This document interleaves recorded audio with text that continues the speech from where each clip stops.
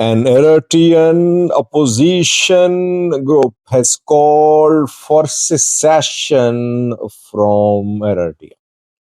What is the name of this group? Because generally, all Eritrean opposition groups are struggling for change in Eritrea. They don't want secession. This is the first time that I have heard this term used by an Eritrean opposition group.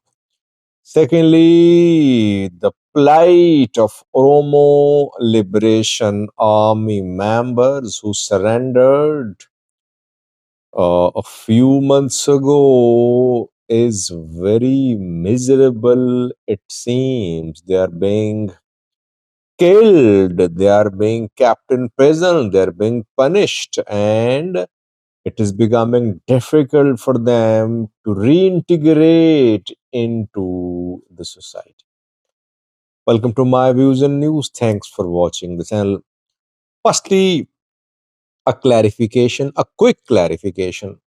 Whenever I make videos criticizing Eritrean President Isaias Afwerki or Eritrean regime, Eritrean government supporters, they launch a campaign in comment section of the video and say, you are anti-Eritrea, you are anti-people, you are against Eritrea, you are against Eritrean people. What I want to clarify is that criticism of Eritrean president, criticism of Eritrean government does not mean that I am criticizing Eritrean people or Eritrea as a country. But government supporters, they launch this propaganda. I am covering Eritrea, Ethiopia, Somalia, Horn of Africa. And for me, all these countries, all the people, everyone has the same value and the same dignity and honor. Problem is that those who are blind servants to the government, they launch this propaganda to stop people from criticizing the government. Now, back to the topics. An Eritrean opposition organization has issued a statement calling for secession.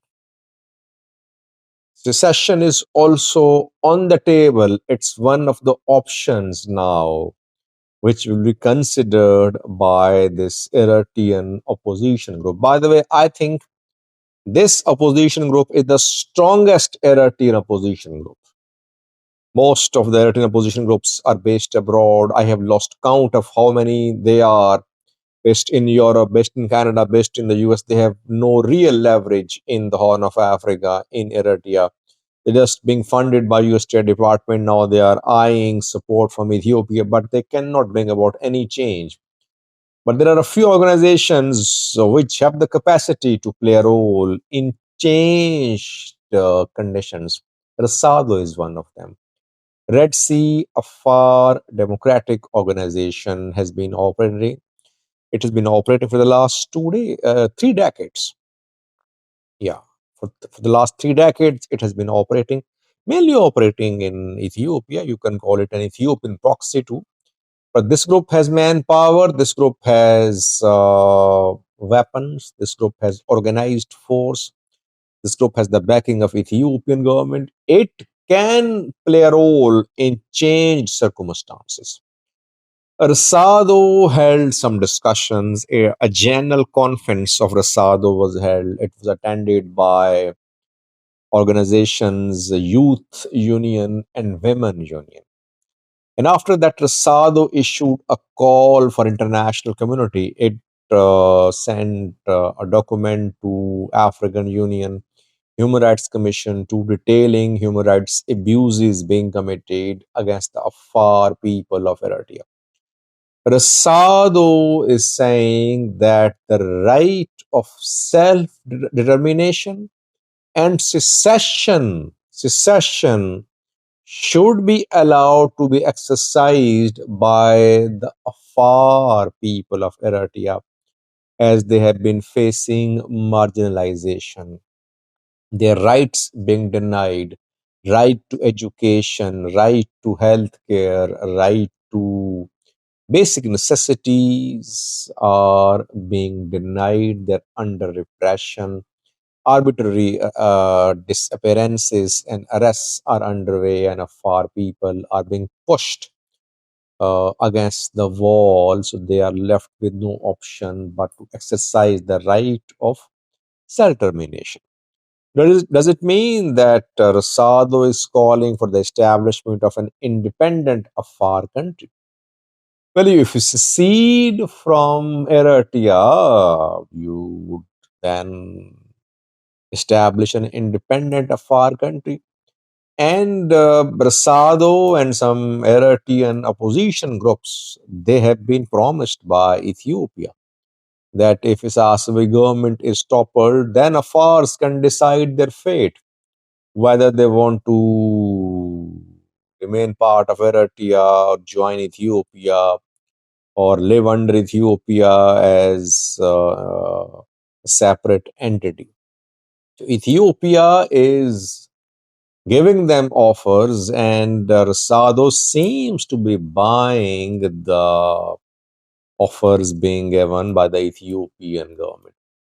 So whenever I talk to other Afar Eritrean opposition groups, they don't talk about secession. They say they want to remain part of Eritrea, but they want to ensure that the rights of Afar people protected and they have autonomy while remaining part of Eritrea. Secondly, viewers, Oromo Liberation Army fighters who surrendered last year in Ethiopia are in miserable conditions. How many are in prisons? How many have been sentenced to imprisonment? How many have been killed? How many have been left with no money to survive? Well, it seems that Sanie Nagasa, the OLA commander who surrendered, has ditched his men and he is nowhere to be seen while OLA fighters are suffering. It was September or November last year when hundreds of OLA fighters surrendered along with Sunny Nagasa, Sharabbe, and other OLA commanders. They signed peace deal with the government. Under the peace deal, the government was bound to ensure a reintegration of OLA fighters into society. Government promised to pay a 90,000 bear one-time payment to each OLA member. So OLA members surrendered. Then they were told to undertake rehabilitation training. And after that, they were put in prisons in Ambo, in some other prisons they were kept. And then uh, lists were compiled about which OLA members should be released, which should face a trial, and which should be killed. According to the sources close to the developments, several have been killed.